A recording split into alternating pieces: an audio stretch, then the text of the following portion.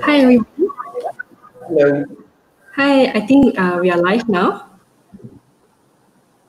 Yeah, thank you so much for taking your time to join us on the fifth segment of Age Props Fireside Chat today. We'll be discussing about the revolution of F&B outlets, focusing on the theme of when customers can't visit you, what can you do? COVID-19 has impacted us in many ways, and that is of no different for the F&B industry, right? Cloud kitchens the new norm? Will F&B space change from serving diners to purely delivery? These are the questions that people are asking. But before we dive into the questions, I must first introduce our three very distinguished guests who is joining us for the fireside chat today. We have Edmund, who is the co-founder of Inside Scoop. Hi, Edmund. Thanks for joining us today. Edmund founded Inside Scoop with his wife, Shirley, back in 2013 in a small cozy shop in Bangsa, selling premium ice creams which incorporate Malaysian flavors like durian, cempedak, and teh tarik. Today, they are operating in 24 outlets across Malaysia. We also have Renyi. Hi, Renyi. Hi. Renyi, co-founder of My Burger Lab, which started operations in 2012. And their tagline, we're out to make the world a happier place, one burger at a time. On the first day that they opened for business, their burgers were completely sold out. My Burger Lab is currently operating in 6 outlets, but only in the region of Klang Valley for now. Last but not least, we have a retail Sifu with us also, who has 25 years of experience in sales and marketing and retail across Southeast Asia, having worked with brands like Ray-Ban and Forever 21. Please welcome Mr. Merli Menon, the Associate Director of Retail Services of Sabus Malaysia. Hi, Mr. Merli. Hi, happy to be here. Nice. Yeah, thank you so much to our three panelists for giving up your Friday afternoon to share your thoughts with us today. You know, since the MCO was implemented on March 18, for more than 1.5 months, right, people couldn't dine in, but they only had the option of takeaway or delivery. Of course, now that the federal government has gazetted the CMCO on May 3rd, as well as some states like Selangor who announced that they are allowing dining customers with limited operations, of course, we may or may not see an increase in footfall for dine-ins. But going back to that 1.5 months earlier, right, it was practically full house the day before to totally no customers the very next day when MCO took place. How and to what extent has MCO impacted business operations? Maybe Edmund, you want to kick off and share with us how has it been for you so far? Sure thing. The biggest problem for us is actually with regards to the uncertainty. So as a business operator, you can actually go around planning for the next couple of weeks and you can work around it. The biggest challenge is like, hey, today can open, tomorrow cannot open, or tomorrow maybe can open. I think that is where we are really caught up. At Inside Scoop, one of the biggest challenges that we have is actually our raw milk supply, because we use fresh milk on a daily basis, and we actually work together with the farmers to contract out that big volume. So regardless of whether we take the milk or not, the cows need to be fed. The milk needs to be used somehow, right? We Sure. can keep a bit for storage, not for a very long time. And I think that is apparent throughout in the F&B industry specifically, when we're talking about a huge element of raw materials, like your vegetables, your meats, and they're all fresh. And then the second part is also staffing. We had the uncertainty caused us a lot of headache with regards to staffing. Do we get the staff to come to work? Do they not get to come to work? What are the regulations with regards to staffing? That is where I think we were really caught out, and we had to react on a daily, if not every 3-4 hourly basis. I think Renyi and I were on the call every couple of hours with each other, just sharing like, hey, tomorrow can do this or cannot do this. So that's where the biggest issue for me personally was the uncertainty. I just hate it. Right, but during that time, the shop was still open, right, for delivery and takeaways. Yes, with the benefit of hindsight, it was. But if you look at the day the MCO was announced and the following day, we were not sure whether we could open or not, because there was some regulations on, you can open for delivery, but if you are not on any delivery platforms, can you open or can you not open? Then you go into more detail. Inside Scoop, some stores are on delivery, some stores are not. Sure. So are the stores on delivery, can you open or can you not open? Like, it was a lot of ambiguity around it. Yeah, I understand. Yeah. What about for you, Renee? What was the situation like at My Burger Lab? So I think for the most of F&B players, the first day was definitely chaos and very confusing. As Evan pointed out, we really did not know whether we were part of essential service or not, because the way I was thinking was, is 30 ringgit burger an essential food product? I would assume Japan or Yes, Nasi would it be, is. Yes, right? it is. They open. So we obviously took the risk and said, look, let's stay open and figure out as we go. But let's not try to flout the law, obviously. We were also very concerned for the safety of our staff and our customers as well. If they do come here and they order, what are the safety precautions we have in place to make sure that they don't stay in the store for that usual 30 minutes of a time. And we want them to get out as soon as possible. So I think thankfully we also had a group going where there were at that time 200 to 300 F&B owners in one WhatsApp group, and we were sharing information basically live. And with that, we were able to make better decisions as we went about. So at the start, it was confusing, but thankfully on the first day itself, because we have been on GrabFood for a very long time, and we've maintained the relationship, we were able to. Our sales wasn't too bad. I mean, it wasn't as great as the usual, but on the first day, it wasn't too bad. So we were like, okay, there's some hope there. Sure. So that means business was still going on as usual, and the orders were still coming in on, like you said, GrabFood and all the delivery platforms that you're working with. It was 100% delivery only. Sure. Okay. Maybe for a question for Mr. Murli, you've worked with so many retail brands, right? Especially for the F&B sector, right?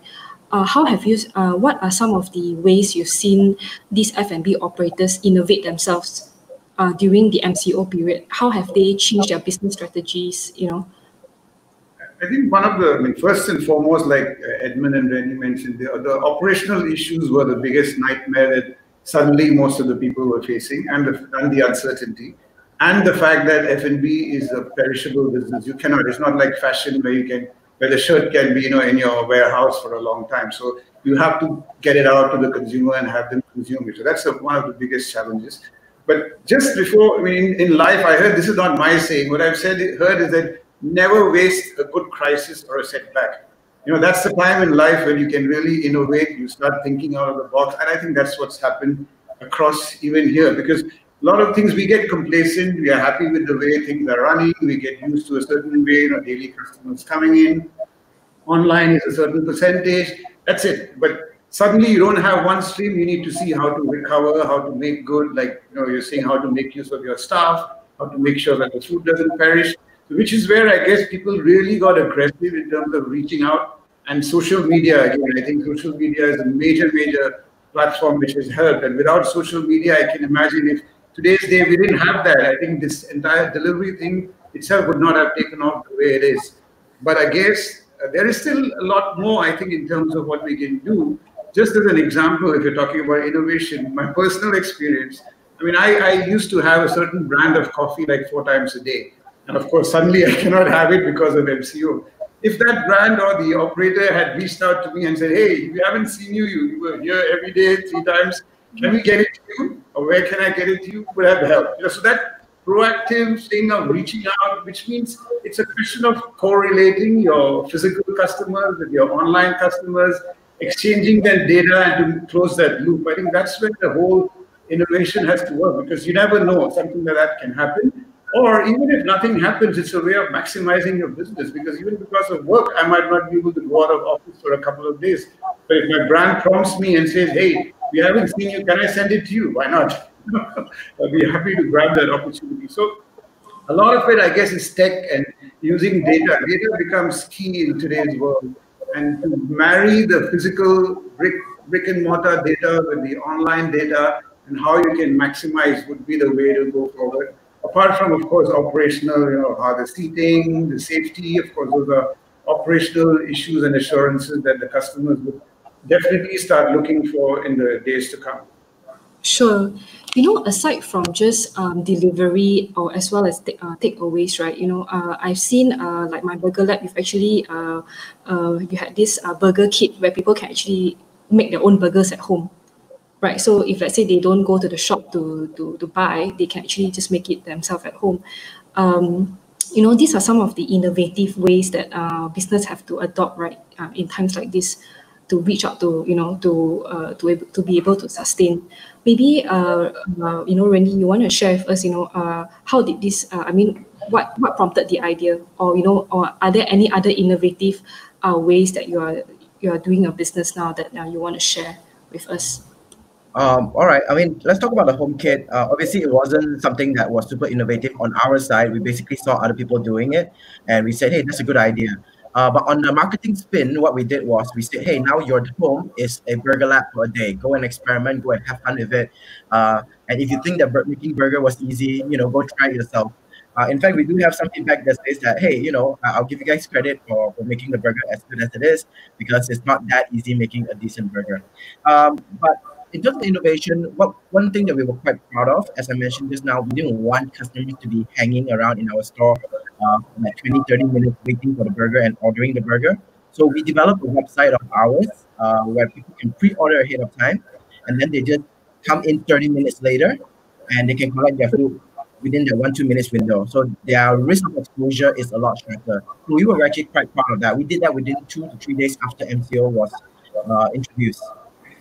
Sure, because One more innovation is more on the we were thinking. So I don't know if you guys remember, but MCO phase 2, we were only allowed to operate up until 8 p.m., which means our last order was 7 p.m. And we had 2 hours of sales basically robbed from us. And it was raining during that period as well. So we couldn't do our sales. So one of the things that we innovated on was say, hey, let's tackle the morning business. And again, not much innovation there, but basically we looked at what McDonald's did and say, let's do better than them. Let's make better pancakes. Let's make better burgers, breakfast burgers. And we sold between 9 to 11. And that was a tremendous response. We actually made up for the sales that we lost during the time when we couldn't do dinner. We also partnered with different F&B friends, like Rangers to 47, like Yellow Brick Road, where we introduced our products in their shop, and we said, hey, just like the home kit, here's the buns, here's the burger, here's the patty, here's the cheese. Go make your version of Burger Lab. And they started selling it in their own store for delivery as well. And I'm glad to say that for 2 of them, their sales did pick up a little bit because of that collaboration. So those are the few things that we did during that time. Sure. And what about you, Edmund? What have you all been doing as well on your end in terms of like reaching out to your customers during the MCO period? Sorry, you were breaking up earlier. Oh, no, sorry. I was just asking. What about you on your end? What were some of the ways that you were actually reaching out to your customers? I think on our side, we were just going back to basics, getting people to feel the warmness of our service when they're not physically present. So at Inside Scoop, one of the things that we really love about our store is that you can come into a store and have as many tries and tasters as you want, and you can don't buy anything, and they hopefully, the team will still hopefully thank you with a smile and please come back again and try more. So I think I really miss that aspect of our service, where people can walk in, have as many testers as you want, feel the warmness of our hospitality, and then, buy a scoop of ice cream if you really like it. So the question there is, how do we make people feel that warmness? And I think that's where we tried to go a bit further. If you drop us a message now, we were just discussing this morning that the average engagement life cycle is actually a lot longer now on our social media side, because we actually have decided to go the extra mile when it came to being helpful. Right, digital sales is very new to us. We are making sure that the experience that you get when you order something online through our website or through GrabFood even, that you get the same warmness. So I think that's where we spend a lot of time and effort on. Sure. And like you mentioned, strategies like this, right? Like like going online, digital sales, and things like that. Do you reckon that this will remain post MCO and also post CMCO? Will your business move towards more of like on going onto the digital side? I think so. I think it's not just digital for the sake of being digital, right? I think it's more like deliveries, call-ins, where it is less contact business, rather like less touch point business as opposed to in the past where it was a lot of touch points. When you come into an inside scoop store, you probably try 3 or 4 flavors before you decide on something. I know Renyi tries about 8, and then he doesn't buy anything. But more important, that touch points are no longer there. How do you minimize that touch points with your customers while still making people feel very comfortable with your service? I think that's where we see the shift in F&B towards, because F&B is a very hospitality, how you feel about the business, how you feel about a brand, how you experience the brand kind of business. Sure, and like you mentioned, like less touch points, and probably people might not go to the physical shop, right? But they can still get the products that they want at home. So, which also essentially might mean that there will be less dine-ins, right? So there's a space that you have a shop space there, but people are not going in. Is there like a possibility that post MCO or post the MCO, you would be actually scaling down in terms of your physical store, or probably renting? If not totally getting rid of the physical store, you would probably shrink down in terms of your size of the rental space that you are actually having now. Renyi or Edmund or for Renyi, maybe. Sorry, could you repeat the question real quick? No, I was just mentioning that post the MCO, right, people might not be going out to dine in that much, right, and that means that you still have that kind of space there. Will you be looking at scaling down, your rental space, or cutting down your physical stores? So I think right now for us, the question is not about whether. I think the question here is whether we can survive or not, and how do we survive in the best way possible. And I don't mean, but also in the sense where how do we keep our team safe? Like health wise, and being able to survive through the next 6 months and 12 months. So actually, I met with Edmund this morning for breakfast, and I had this plan and I had this thought that for our business, because we can do takeaway and we can do delivery well, as in our products do travel well, it might make sense for us to consider giving up the dine-in aspect for now, because I feel that the dine-in SOP, where you need to have like 2 meters apart from each table, a limited amount of people per table, you're going to cut your seating space by a minimum of 50%, right? And with that, we realized that we need more staffing to attend to the dining customer, to attend to the takeaway customers, to attend to the delivery partners. And with that numbers, we calculated, and it looks like it will probably cost more to run dine-in. So I am seriously considering restructuring my menu and going into a takeaway and delivery mode for the next 6 months to 1 year until a vaccine is found, or even beyond that. And the space that we have in the store, what we're going to do, we're going to convert it into a mart. So we understand the mart business does pretty well, and we want to attack that space. So the home kit already is a proven case for us that people are happy to buy raw ingredients and cook at home. So we want to expand that menu, and we want to approach our friends, even inside scoop. So at Burger Lab Mart, you might find inside scoop available to be purchased. You might find frozen pasta, frozen burger, or even just chips that you can just buy home and process it yourself. Like it's 90% done goods that you can just go home, you feel good that you did something, and then you eat it fresh. Versus buying something that's already made and then you take it home, it's like 80%, 70% fresh. So that is what my plan is moving forward. I can't speak for every other restaurant. We just happen to fall in the category that might be able to pull this off. Sure. Yeah, I think the ready-to-eat category is quite an interesting one. Obviously, I'm just a simple ice cream maker, unlike a genius chef like Renyi. So, a question for Mr. Murli. Now that the F&B players have spoken, there's a possibility that there will be the space they might actually dine-ins.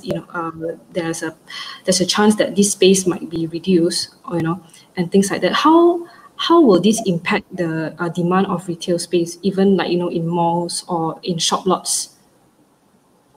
so far, just going back again, like Rani mentioned, again, it depends on the food category. Certain foods work well as far as takeaway is concerned. Certain you still need to have dining experience. And at the end of the day, we are also social animals. No matter what you say, once in a while you want to get out, you want to sit, whether it's with your family or your friends, and have that proper meal outside where you don't have to, wash your dishes after that. So that itself is one where you get served.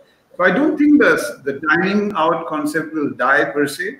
Of course, in the short run, you have all the restrictions about social distancing, but again, being a bit optimistic, there are innovations that can come up there. I mean, one is to have a physical distance. The second is to have physical barriers to protect. Good old days, you used to have mini open cabins and cubicles where people can sit. It's already being done internationally. We see where you have transparent kind of cubicles inside restaurants. It's more cozy. You come in as a couple, you come in as a group of 4, you have your own space. You're still shielded. So those are kind of innovations, I think, which you will expect. And as a trend so far, I mean, it's a bit too early to say, but of all the retail that we're seeing post CMCO, F&B is the one which is picking up faster as compared to fashion or any of the other businesses. And because people have been craving, I guess, to go out and eat or get their own food. Having said that, it's also more outside rather than in the malls, which is again a psychological factor, because I guess you feel safer, at least for now, being outside in the open air rather than being in a mall which is closed. There's still certain psychological fear factors working, which probably will take a bit of time. But it is, you can see F&B coming back better than the rest of the retail.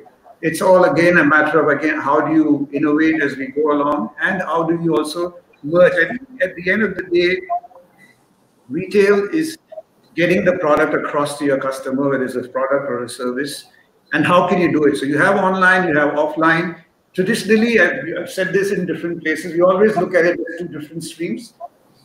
MCO lockdown changed everyone's mind because it's thought that you needed the online, and it became 100% online business. But I think going forward, it's how you can merge the two. It is not separate businesses. It's just 2 different ways of getting to it. There are some people who are adventurous. They still want to go out as early as now and get their drink or food. Some will take a bit more time. How do you reach out to them? So, you have to marry your 2 channels and make both of them speak to each other, integrate 100%, because it's the same customer. At the end of the day, today I want to eat outside. Tomorrow I want to eat at home. Next week I may not be allowed to go outside. So the whole, the way we think has to change, saying that it's, at the end of the day, how do I get my product or experience across to the customer? Whichever channel works. Sometimes it's a combination of all channels. So we have to think, whether as a mall, as a shopping mall operator, as retailers, and as consultants, we tell people we need to think differently and away from the conventional brick and mortar versus online competing channels. If I do this, this is going to be my business. I think, no, those days are gone. It has to be a combination in how you grow the entire retail business. Sure. Well, interesting question that you just had, because given that you are the only consultant among the 3 of us here, you probably have conversations with landlords and retailers. Yes. How are landlords really thinking about it? Because you probably deal more with the big shopping malls and the malls, period, right? Yeah. Like how are they thinking about life? Because honestly, between us girls and the rest of the viewers here, we haven't been getting a lot of support from everyone, all the landlords. Some have stepped up, some have said yes, some have said no, some have just went totally quiet. Yeah. Like what is in store for, number 1, the grade A malls, and number 2, the marginal malls, and number 3, the malls that are gone? Yeah. Like there's so much space, right? Like there's 3 different. How do you guys as consultants think about that? Well, at least as far as one is, to your question, we are advising everyone to think differently. Like I said, you cannot be thinking of, okay, good old days are going to come back overnight. No, everyone is not going to come back. It's going to take time. It's a build-up period. There is, of course, external factors like your vaccines and cures and all that, which are yet to come in. So if you were going to say earlier days, high footfall and crowd was a strength, going forward, that is not a strength, at least in the immediate future, because there's a safety issue. If I have a whole lot of people cramped into my mall or a store, there's a safety factor which is coming in. So actively, we have to encourage social distancing, less crowd, which means, spreading out the operation hours or how you bring in the people. So at some point in time, yes, we have to think differently, even in terms of commercial arrangements, and we are actively advising the malls on that. I think the malls are aware. It's a matter of also the fact that people feel it's a bit early because you've just opened up. Is it going to be at 30% of previous business, 50%, or are we going to get to 60, 70%? Because then you can fine tune and say, okay, this is what we look at the business for the next 6 to 12 months. And therefore, this is the best package that works. And that, again, may not be a cookie cutter across the board. It doesn't probably work because there are different tenants, different dynamics of the business. Like you said, F&B is different from fashion. They have their own, you cannot do fittings, you cannot do certain things. So everyone has their restrictions. Everyone has different productivities. The most important thing, of course, I guess, at the end of the day for a mall or a landlord is per square foot productivity, which is also important from a retailer's point of view. So how do you look at that and come out with a package which is workable for both sides? Bottom line is occupancy cost, because that's what we all look at. So how do you manage that in such a way that it's a win-win situation? So yeah, it's a bit slow.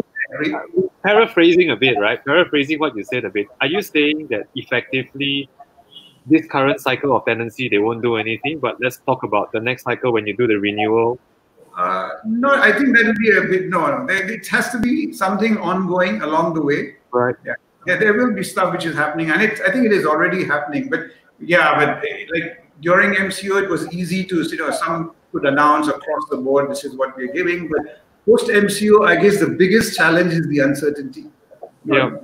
So the uncertainty is how many people are going to come back, how much are they going to spend, and how long are they going to stay in the mall. Previously, if you look at it, I go to a mall, I could spend the whole day in a mall, but now you might not want to. You want to go in, do what you want to do, and get out. Which also means that even if you don't have X million people coming in, those who come in are purposeful. They're going there with a checklist. Which means you have higher conversion rates.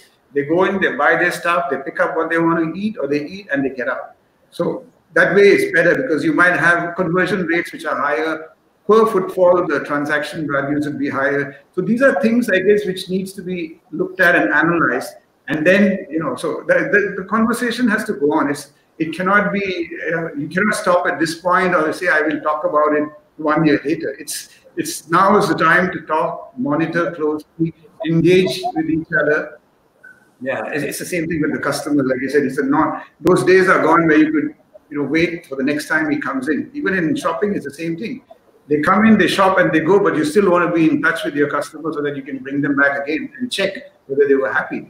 The whole principle has to work along those lines, working together, constantly engaging with each other and looking at the numbers. At the end of the day, we are all in this for the numbers. This is part of it. Thanks for the information, really. Yeah, on that. Yeah, you were also mentioning a key point you mentioned also is about how we have to innovate in times like this, right? And then also we do see certain trends like cloud kitchen. Right, there is a sort of like a growing trend in Malaysia. What essentially, correct me if I'm wrong, is that these are the restaurants that do away with the brick and mortar, and they only focus on takeaways. Whereby a consumer just have to order their food orders from a website or app.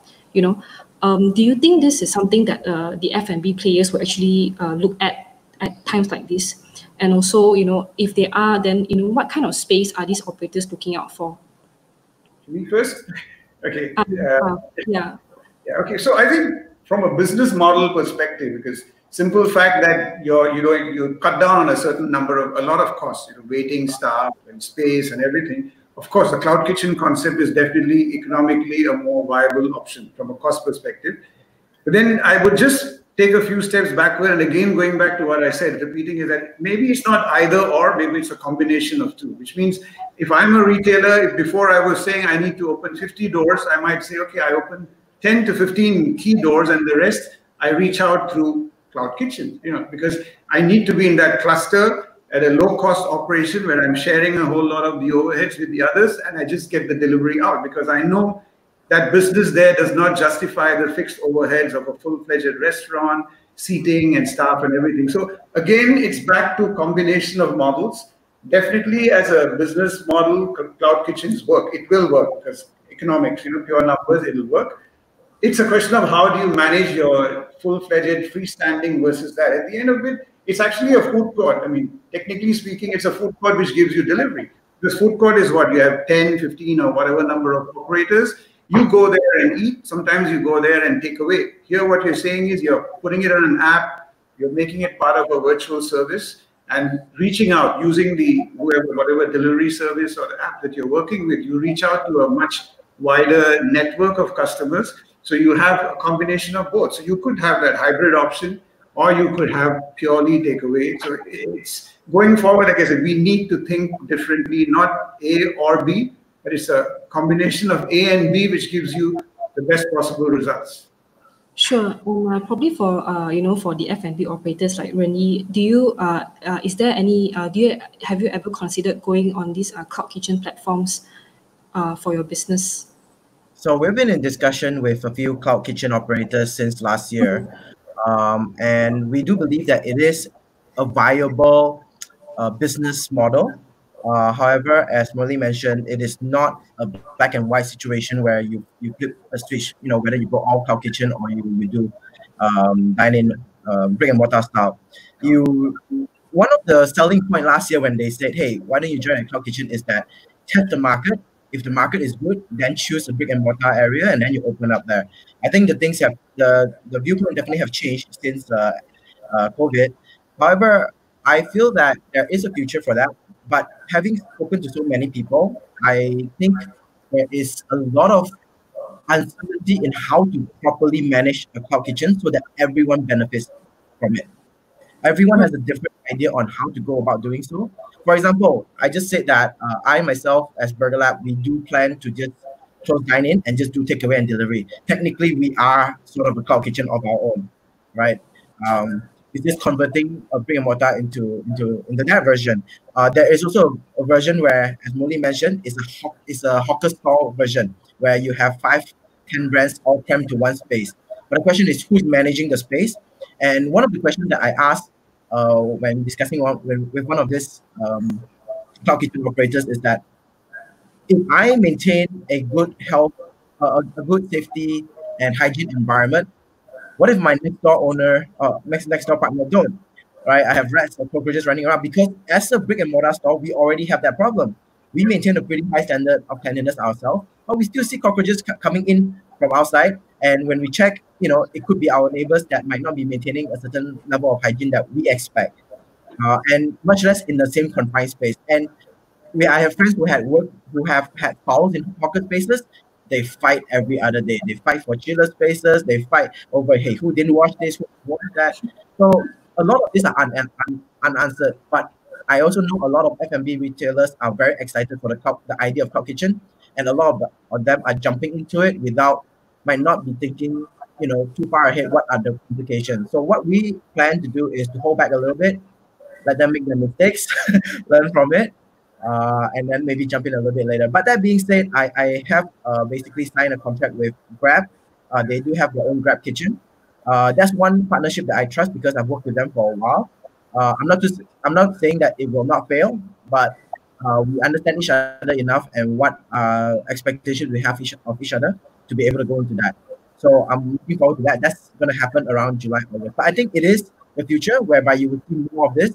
Will it sustain itself? Will it be the new co-working space of the future? I don't know. Because with COVID being still so transmittable, if everyone's in the same kitchen, everyone tests their staff, but one guy don't care, and then that one person, their staff kena COVID, then the whole kitchen has to shut. And where's the insurance in that? Who's going to take care of the business shutting down? So there's still a lot of questions. And I, for the most part, will sit back and just watch first. Sure. And what about you, Edmund? Do you agree with what Prani has just said? I feel that cloud kitchens don't work in Malaysia. That's just me. The reason for that is rentals are so cheap. Fit-out costs are so low if you don't have a front of house. Your entry point is so manageable. Like you can literally get away with 40, 50, 60,000, and you can make your money back if you were to rent a cloud kitchen at a certain rate at a higher charge. So the question is, who is going to pay for the real estate cost and the return on invested capital there, right?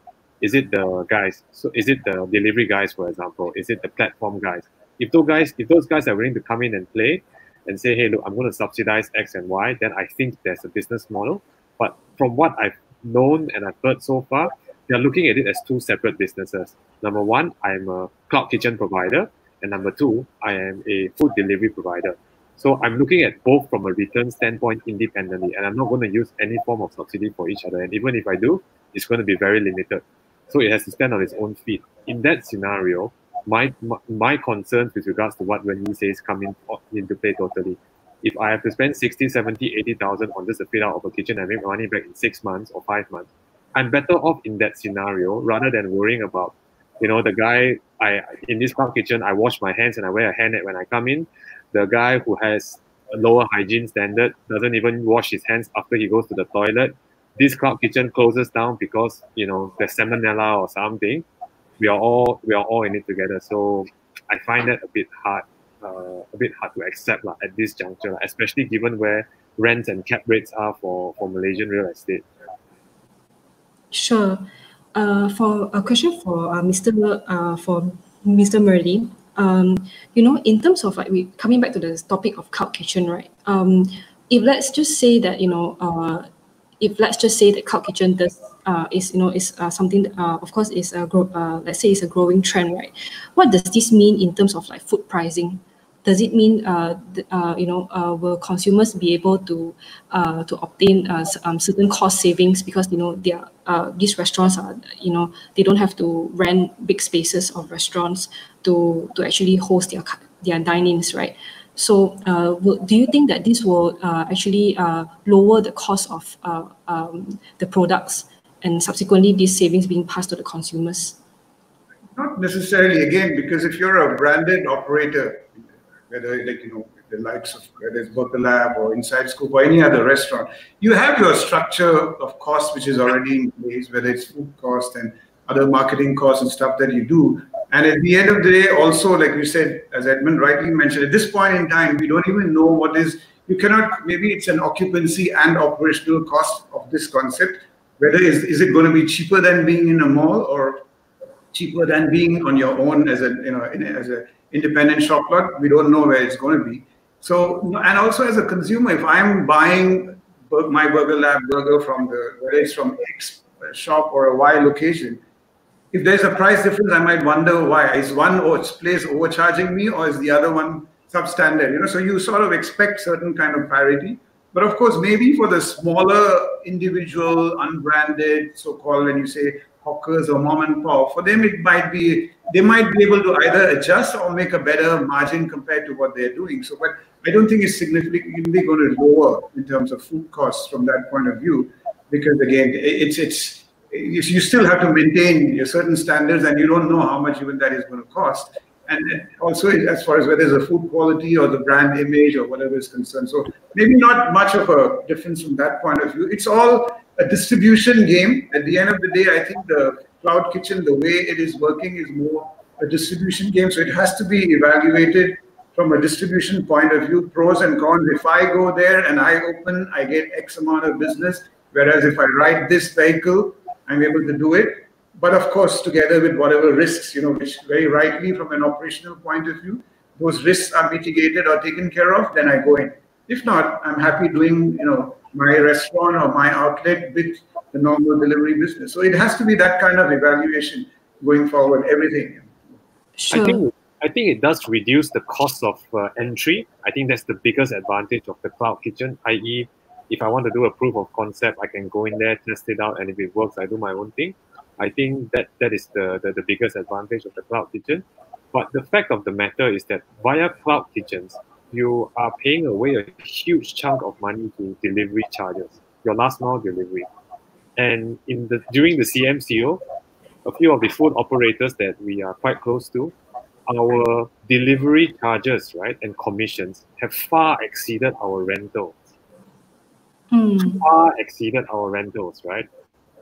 So that is a consideration that everybody has to take into play. Sure, there is a saving. Yes, you don't have to pay a huge chunk of rental and fit out, but delivery charges are not in the single-digit ranges, right? It's like 20, 30%. So have a think about that and see whether who is making the real money here. Is it the food operators or the landlords or the delivery guys? You guys have to think about that. Sure. I'm quite, I'm also sure that during this period, right, people are also, I mean, they are opting for delivery, like you mentioned, delivery and, third-party deliveries or via like a mobile app food platform and stuff like that.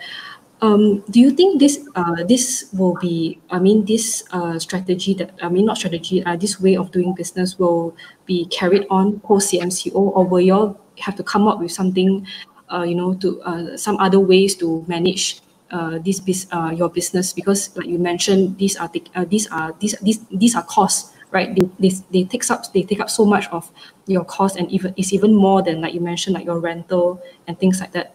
Probably Edmund, what are the ways you're looking at moving forward from here? I think we are just reacting to the market. We don't have a view that is so long term, or we can crystal ball what's going to happen and what the evolution is going to be. What we are doing internally is just saying, okay, there are 3 or 4 or 5 different scenarios that could happen. Let's have a plan around, roughly what is the direction that you want to go towards and what the limitations are, and then we react accordingly. Is it rationalizing stores? Could be. We won't say no to that. Is it a feature of maybe certain stores have a combination of delivery platform plus your own delivery guys? Possible. I think we just have to react according to how the market evolves. There are so many precedents out there, but I think at every juncture of announcement of CMCO, EMCO, like extended MCO, every single time our prediction has been wrong. Renji is smiling. I think he knows exactly what I'm talking about.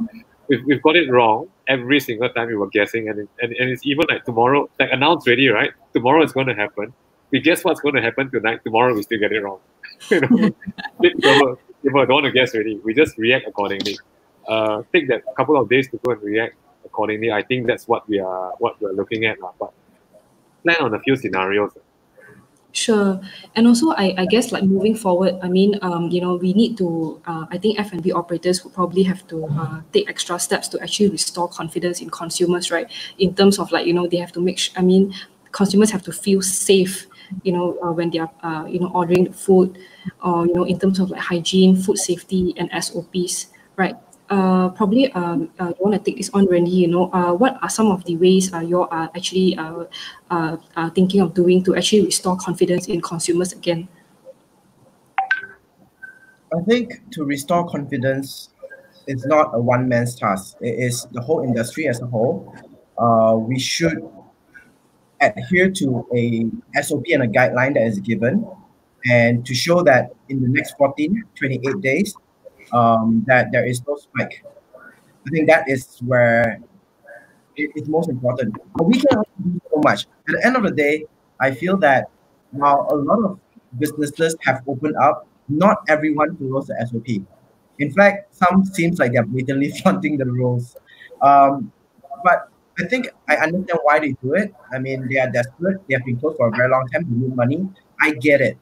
But honestly, it is not worth it when 14 days from the 4th of May, we have to close down again, right? So for us as a singular business, Emin and I are in this group called the Good Food Alliance. So we are a group of friends that happen to own restaurants. There's about 11 to 15 of us in terms of business numbers. Even within us, it's hard to come to an agreement on whether we should open or not open. And we say at the end of the day, we all do what we need to do to keep our business alive. I am in the position of I will only determine whether I want to open or not if I do open after the 18th of May. That's 14 days after the CMCO has been introduced. I feel only only after that time we can make a better judgment call. So my confidence that I'm giving to my customers is that, hey, this is a brand that don't take things lightly. When they open, it means that they've taken all consideration in place before they open. And that's what I'm trying to tell my customers indirectly. But this is not to say that brands that open earlier are not taking into consideration. One of our good friends, Strangers at 47, Sean has done every possible thing to ensure that when customers come in and they walk out, they get a very, very safe experience. One of the things that I really like that he did, and I saw on his video yesterday, was they gave every single customer an envelope that allows them to put their mask in there.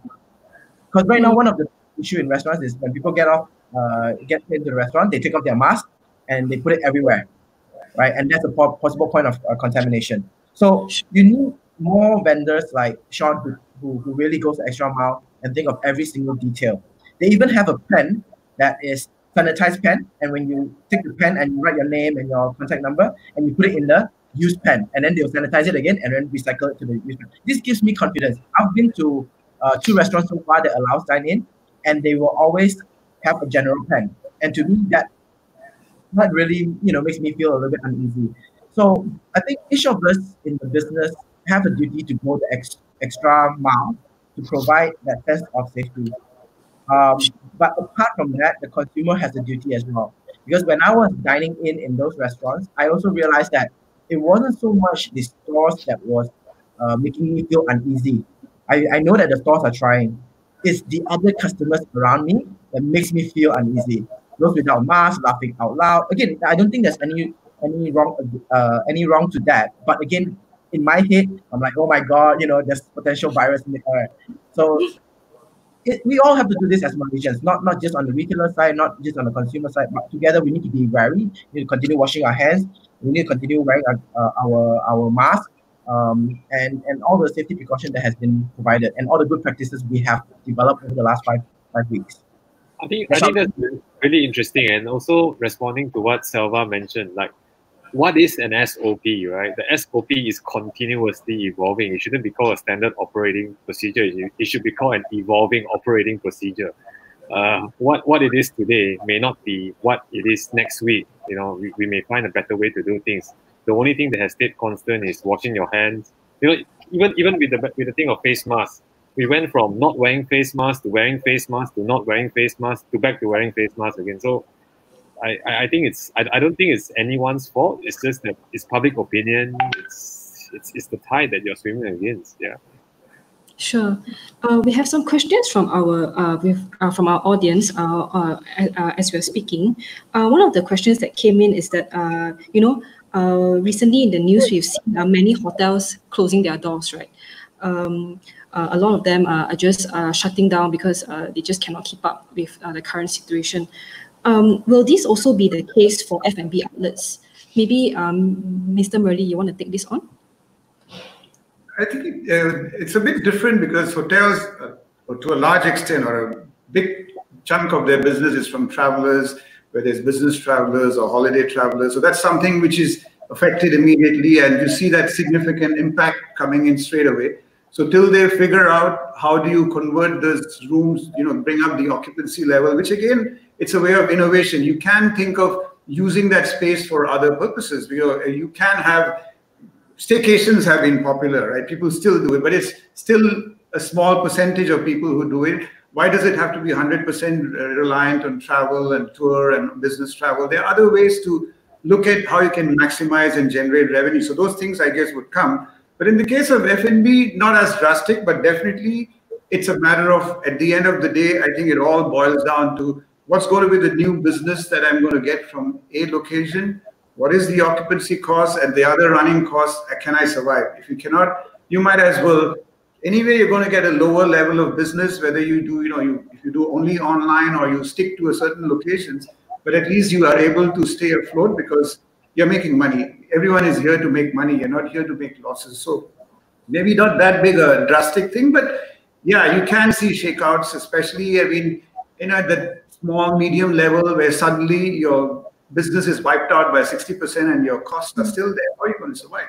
You have your overheads of staff, your kitchen, your rentals that you have to pay. Yeah, definitely those, you're bound to see some of those. And I think it's already happening to a larger extent even across the region and internationally. Here, maybe we haven't heard a lot of what's going on. I'm sure there are smaller operators who are closing down or changing the business model or cutting down the number of outlets that they have. So yeah, it's there, but not that overnight you're going to wipe out completely. Definitely not. Yeah. Still optimistic about it. Yeah. And I also have another question for Edmund and Renee. One of our guests are also asking, exactly how bad were you guys hit? Did you feel like giving up at any point? Good question. Answer the question. Shall I go first? Sure, yeah. All right. So I think disclaimer is that we have definitely been doing better in terms of sales since MCO started. Now, the reason why that is the case is because, again, we've had good relationship with GrabFood for the longest time since they started, and we've built a very strong brand on top on our GrabFood platform. One thing that you will realize as a consumer, for anyone here that's using GrabFood, you will only order from restaurants that you have heard about or have heard have been before. There's a safety in that because you don't want to spend so much money because ordering food on GrabFood is fairly expensive. It will force you to buy sets, and then on top of that, there's the delivery charges and whatnot. You want safety, so you will order food that you're comfortable with. So we have established that, thankfully, and our sales actually picked up as compared to even February or January this year. However, we did not make as much money because we have a new landlord, as I would like to call it, which is GrabFood.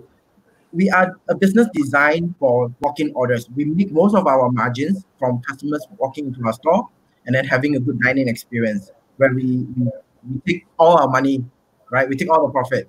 However, right now we have to give 20 to 30% to GrabFood. Now, I have no problem with that under normal circumstances, but in this current situation, my business model is not meant for this. So I have to almost sell double the amount of what I usually sell just to break even. And that's the tough part. But thankfully, along the way, we had wage subsidies coming in. We had landlords who were able to give us a little bit of discount. So that become less of a struggle. So the answer is yes, we did do better.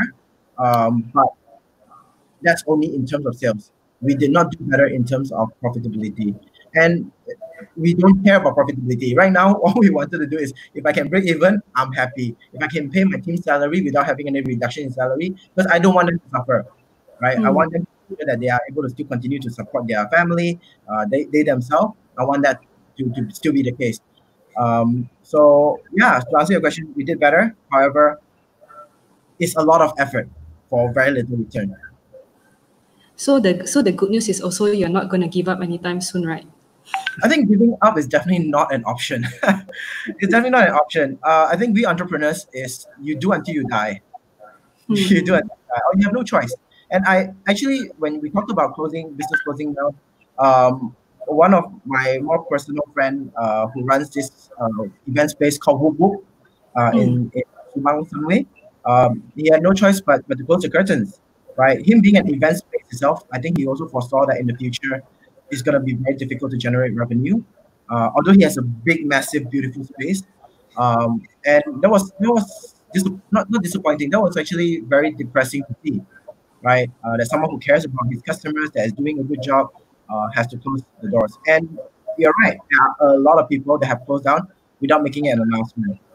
And what about you, Edmund? Yeah, I think we don't really have that option, right? Same as Rennie, we've got a huge responsibility to the team that has been with us since we all started. Rennie and I are in the same boat here. The two of us are just, and with a lot of other business operators, we are just fighting so that we can make sure we continue to take care of our staff during this period. We don't have to worry about making money. We just have to worry about not losing so much money where we can't continue to be here 6 months from now. So I think giving up is not even an option. It's a matter of how hard you want to fight and making sure that we can continue to stay afloat and still be here 6 months from now. Because the last thing that we want is to go to our store level people, who are making between 2,000 to 3,000 ringgit, and going them to say, look, I want to cut your salary by 10, 20, 15%. It's 200, 300, 400 ringgit. But to them, it's a huge amount, right? It's a huge amount. So right. we are. That is what keeps me going every day, like how do I make sure that amount that they receive continues to stay? And we've made a conscious decision that we are not going to cut any salaries below a certain band. If anything, we're already on zero salary or near zero salary at the moment. So we will take the hit in the first instance. Like moving forward, operating costs are only going to get like higher and higher. Probably materials are going to be more costly as well. Are you all considering to increase your price of your food? When you reopen your shops and things like that. For Rennie. So here's a funny thing. Burger Lab has been known to do creative burgers, with really weird ingredients and combining weird stuff together and going really bombastic. But what my strategy moving forward is actually creating a more approachable price point. So just 2 weeks ago, we launched two new burgers. They're not as crazy as our previous burgers, but they're still very delicious. And they are below. One is below 15.50, one is below 14.50. When usually our burgers are 20 ringgit and above. So I'm actually going the other direction.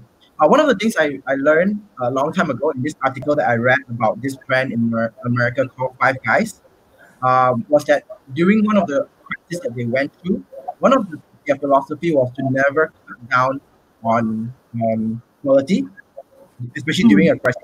You want your customers to get the best of what you have been offering, and do not betray them by increasing your prices, because the prices come and go. And as long as you figure out a way to continue to maintain a certain profitability to sustain, I think at the end of the crisis, your customers will see that you fought for them, that you were there for them without trying to profit off them. And again, we're not trying to we're trying to win a war, not a battle, right? So for me right now, quality is still there. In fact, we are going to be changing to a better quality tomato in the coming months, because recently we've been working with a great farmer, and in fact we are improving our quality, and we're trying to go down on the price range as much as possible. But reducing price will not be the answer here. It's creating new product that meets a call for a more affordable range. We will have that. Sure. And a question for Mr. Murli. One of the questions that are being asked is also what kind of food and beverage outlets will survive, and what kind of price range are these food and beverage in. Okay, in general, again, going back to what Brenny said exactly, with the way things have been and with the way things are foreseen to be in the next, coming few months or days, it's not easy. Whether it's, talk about salary cuts and people laid off and businesses down, which means everyone is going to be that much more value conscious. So whether it's fashion, to a certain extent, we're already seeing that even in the trends, when you look at the retail post, opening up, which are the brands of, price segments which are doing well. Value is somewhere, is that segment which is showing much better, faster bounce, because people do look for better value for money. You don't have a choice. Before it was a choice, now you don't, maybe a lot of people don't have a choice. So so the value segment is the one which is more resilient, and if the brands can innovate, which is, like you said, extremely creative idea and way of doing it, is giving back to your consumers in a way, and also opening up the market, because then there could be people, like I said, who could not try a Burger Lab before. Now, because you have that particular offering, you're expanding your user base or consumer base, which cuts across all the segments. So I think value is going to be important across all categories, whether it's food, whether it's fashion, whether it's accessories. Everyone's become wiser. We have learned to survive without a lot of things which you normally did out of habit. Whether it's your drink, whether it's your coffee or your extra, Friday socials that you go and spend, you survive without it. So now you try to, when you get back into it, of course, there's one school of thought, and there will be a certain segment who are hungry and craving, so they just jump back and go into a rampage, like we see, some of the news articles that we've seen of people going on a binge. That could happen. But then, of course, there's a big chunk also. People are going to be more conscious, more wary of how they spend on what they need, and as long as they're getting the right value, and of course the other factors of safety and things like that. So it's a question of balancing the two. As long as you're able to cater to both, you're okay. You can survive in the long run. It's a whole new learning experience for retailers as well as shoppers and landlords. You suddenly opened up the eyes and said, these are, realities nobody ever thought would happen, but it's there, and it's here to stay for a while at least. So we need to think out of the box from that point of view. Yeah, Mr. Murli, it's interesting that you mentioned value, right? Value for money. Maybe you want to elaborate, because value is something that is pretty subjective, right? Yes. For everybody, value is something that's different. Maybe for some, $15 burger is affordable, but for some, it's something considered a luxury. Yeah. So, well, I guess what it means is there is room for everyone, but there is more room at the value end, which is if you look at, again, even on the delivery service, if you look at the analysis of some of the takeaway foods, a big chunk has been, the fast foods, which are really not expensive because it's affordable, and when the times are bad, you don't want to splurge unnecessarily. So when you talk about values, really, at the end of the day, option A versus option B. If option A is giving me good value at the same time it's not too expensive, I don't mind going for it.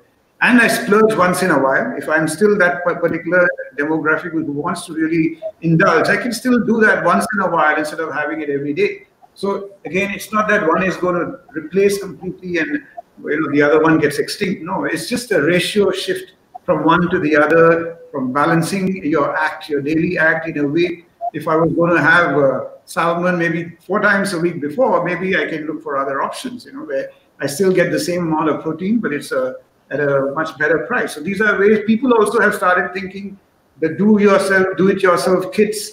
Again, because people have time, people could experiment and do these things, and they can continue. I mean, maybe they won't be able to do it when everyone returns to work full time, but you can still do it on your holidays. You can still do it over your weekend, which means you might go out less because you're going to try and experiment at your place. So again, it's a whole lot of evolving consumer habits over the next, what you're going to see 12 to 18 months. Like for Rennie and Edmund, right? When you engage delivery services, when customers get their food delivered to them, for Rennie, I'm sure it's not really an issue because, your burgers won't spill or things like that, or it won't melt. But for Edmund, for Inside Scoop, right? Have you faced any problems so far in regards to delivery? I think you have to recognize, and everybody has to recognize, appreciate everybody's recognition or appreciation here, that food, no matter what you do, doesn't travel well. Burgers are not going to be as hot. They're going to soak up. The crust is not going to be as like Rennie's crust that he put so much effort to put through is not going to come in like crispy. That cheese crust is not going to be great. Inside Scoop is going to come to you partially melted. That's the reality of it. 2 years ago, when we first started doing delivery, we had a choice.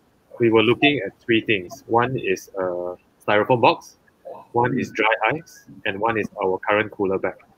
The first 2 options were okay. The first was very bad for the environment. Can you imagine if we used the styrofoam box for every single delivery that we do today? It's just going to be crazy landfill products, right?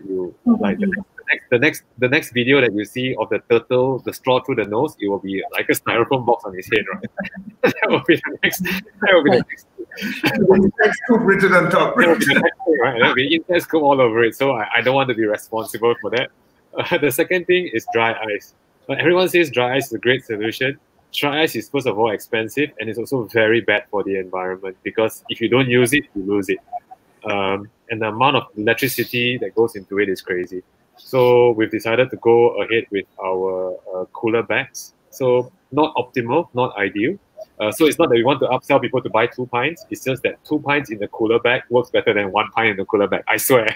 I swear, right? Nice try. Nice try. I can know you did that. Swear, right? So that's the reality of it.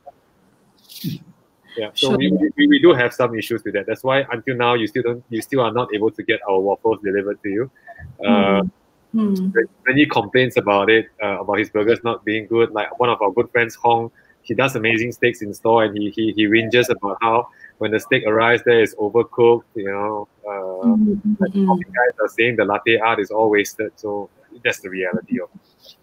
Sure. And we also have another question for Edmund as well, following up to that. Is there a possibility you'll be going into fried ice cream? We actually have a fried cempedak ice cream in the past that I've been trying to convince Rennie to do, but he doesn't want to do. So please talk to Rennie here. Hey, hang on. We did this before, and your fried cempedak ice cream started tasting like fried chicken. All right, so that's a problem. Yeah. We have another question also here. One of our guests is actually asking, as business operators, as entrepreneurs, I believe that at this time, even when it's maybe it might be a gloomy time, but I'm sure that you all are also seeing ways that you can to to go further post this pandemic. Would you mind to share what are the areas that you are thinking of taking advantage of and how you can come out stronger post this pandemic? Maybe Renee, you want to take this? I don't know. I might tackle the Ramly market. Honestly, I've never had too much thought about what the opportunities are. For the last 5 weeks, 6 weeks, it's a lot of firefighting and just trying to make sure that every step that we take with every single new information that we get is as right as possible. Honestly, I prefer the MCO period as a business person right now because there were rules, there were restrictions. I knew how to work around it. Right now, it's an open market. It's free for all. We have no idea how people will behave, what the future is like, and it's so much more confusing and uncertain. So I honestly haven't had time to take a breather to think what the possible opportunities are yet. But if I have to guess, it will be on the economy range. Go sell chicken rice, go sell economy rice. It's a huge market there. I actually have a good idea that I will give up for free right now. If anyone wants to take it, it's called Kao Zap Fan. So you take your mixed rice, the Chinese economy mixed rice, and at the end of the counter, you offer an option to make that dish into a fried rice. You may get extra earning. I buy my one all the time. I go home and then if I don't eat it, it's cool already. I just add it into a wok, add an egg, fry it. It becomes the best fried rice ever. Is it so you can kill all the germs? Oh, that too. From the Japan person. There you go. Thank you for that idea, Renee. A question for Mr. Murli. If you were to go into an industry now, what would the industry be? Food. I think food is essential because one thing we've seen is that you cannot live without food. You need, and then more, if you look at the future a little bit more, it's at the end of the day, there are certain things you can give up, there are certain things you cannot give up. Of course, you need to choose the right category, whether it's value or we're talking about luxury or fine dining. Of course, we're not talking about that segment. It's essential stuff that you need, and how it can be something which is easy to get across. So again, this has happened now. You could have God forbid, you could have other pandemics or whatever, or other crisis which comes in. At the end of the day, you need to be in an industry where you can reach your customer wherever they are. If they cannot step out, we can bring it to your doorstep. If they come to your doorstep, we can serve it to them immediately. So it's really that we're talking about, not something which can be done by any exclusive channel. It's something where it cuts across all. Of course, food and essential services are the ones which stood in terms of every other retailer was sitting down and, of course, doing a little bit of e-commerce or whatever business they had if they were ready. But at the end of the day, it was never really 100% of what they were doing in the stores. It was still a certain fraction. Whereas, what Rennie said, he actually managed to increase his sales even though at a higher cost. So it's all a question of, the channels that you can reach out to and things that people consider as essentials or something that you need to survive. So yeah, food is definitely there. And it's always been something which we all need as human beings or animals. Whether you're an animal or a human being, we need food. So as long as you can get food which is value for money, staple, safe, and can come to me, wherever I am, whatever I'm doing, I think it's a good place to be in. Yeah.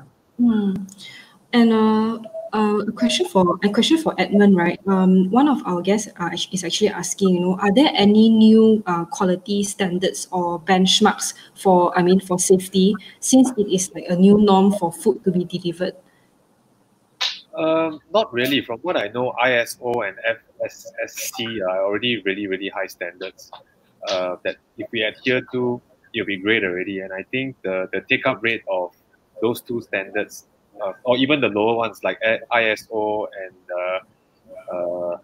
what's the other one? What's the other one already? Before heads up. Stop putting me on the spot. No, the take up is actually really low already. So if we adhere even to a simple HACCP level, I think it would be great already. But honestly, in Malaysia, if people wash their hands and use dishwashers in certain restaurants, I think you would have moved quite a fair way already.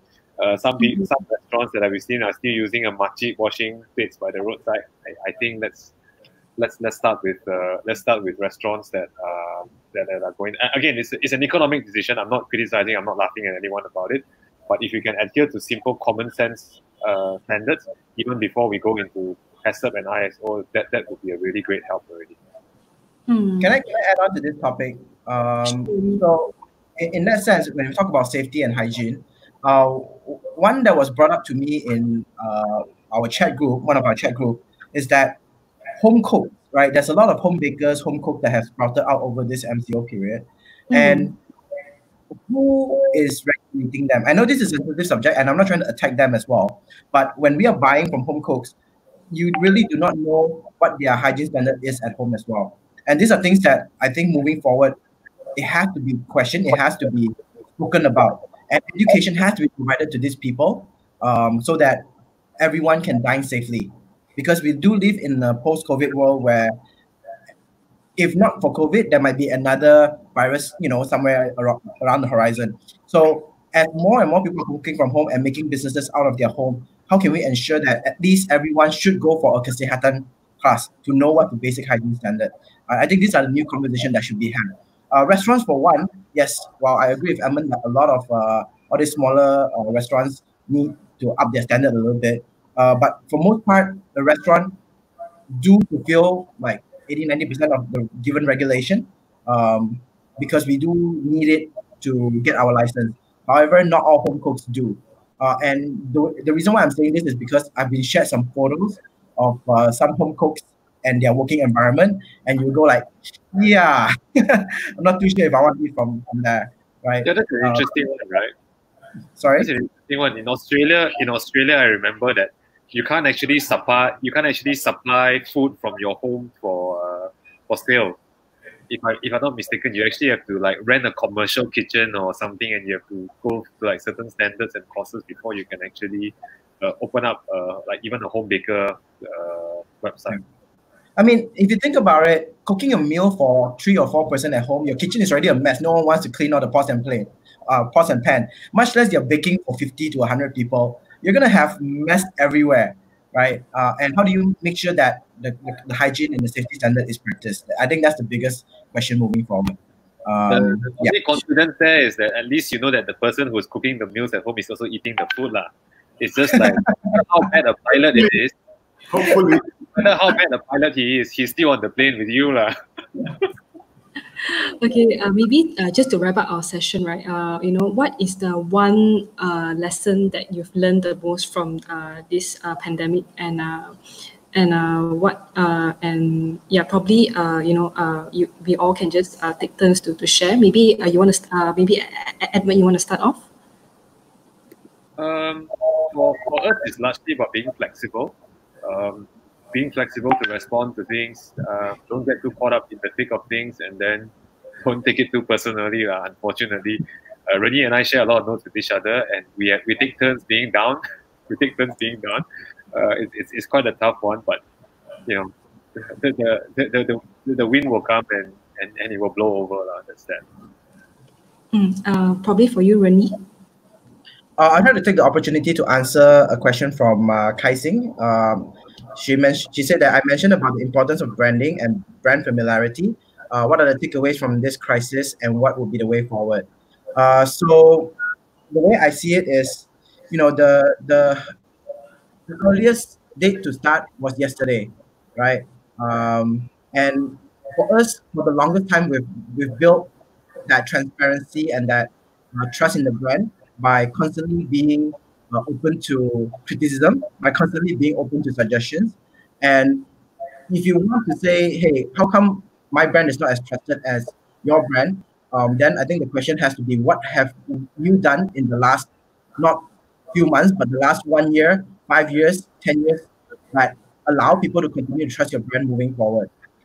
And more than anything else moving forward, brand trust is the most important equity that you will have moving forward. So as Burger Lab, we will continue doing so. We'll continue to be transparent. We'll continue to be there for our team. We'll continue to be there for our customer.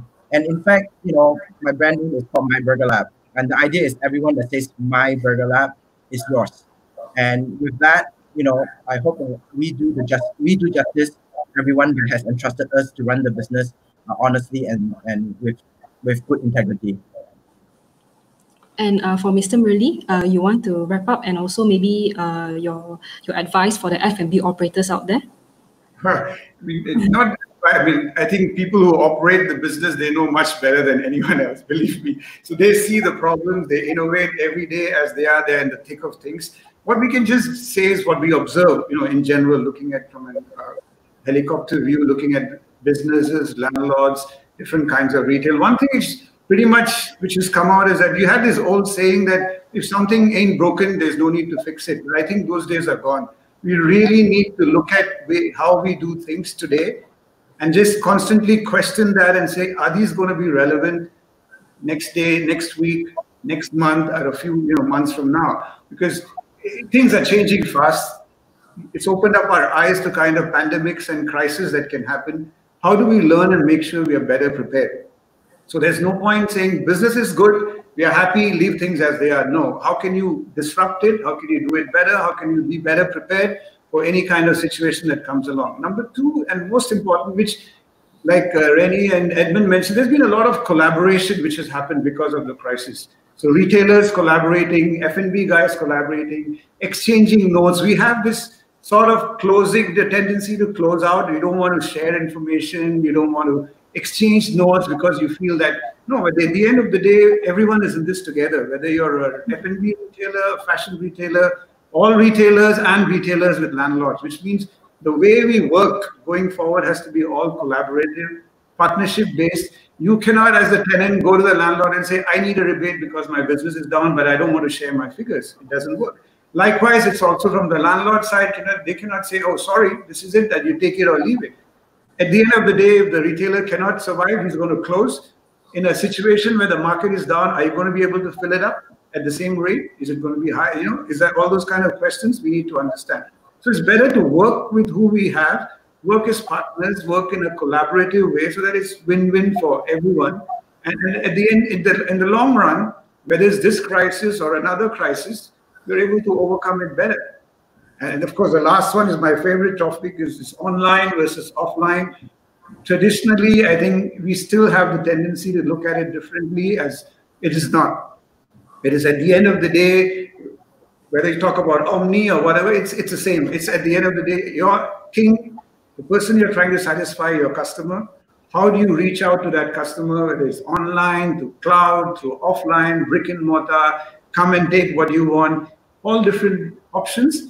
All these are touch points. So at the end of the day, they all have to say the same thing. They all have to transfer business from one to the other. So if I'm sitting at home today, I don't want to go out. The shopkeeper where I used to go regularly should be able to remind me and say, hey, can I send something to you? Or is it something wrong with my food? Or if I see a person who's been shopping online all the time coming into my store, I already know what they want. The moment he's in there, I can prompt them to say, you've been buying this every time when you bought this online. Can you try this? Maybe we have something new in that. I have a new flavor of that. You want to try it? So these are ways to close the loop and constantly engage. So it's all the data, all the information that we gather, putting it into one basket and looking at it in a big picture and saying, how do we maximize the results? It's again, collaboration, online, offline, different channels collaborating. That's the only way we can sort of innovate and move forward rather than getting stuck where we are. Yeah, thank you so much, Mr. Murli. Thank you so much, Edmund. Thank you so much, Rennie, for your time today. Snippets of our discussion will be available on hprop.my from now until tonight. And for the full report of this fireside chat, it will be out in the May 15 edition, which you can also download at hprop.my. And if you're on social media, do follow us also at myhprop on Twitter and on Instagram for all the latest breaking news in property. With that, thank you so much again for your time, our three panelists, and I wish all of you the very best. Stay safe and and take care. Thank you so much. Thanks, Natalie. Thanks, Edmund. Thank you. Value burger soon. We'll invite you. We can send you some burgers and ice cream. And I just apologize for some of the questions that we may have received but we couldn't answer. Apologies for that. I think there were some questions. Yeah, that we were busy talking, I guess. Sorry for that. In the chat. Thank you, guys. Thanks, everyone. See you.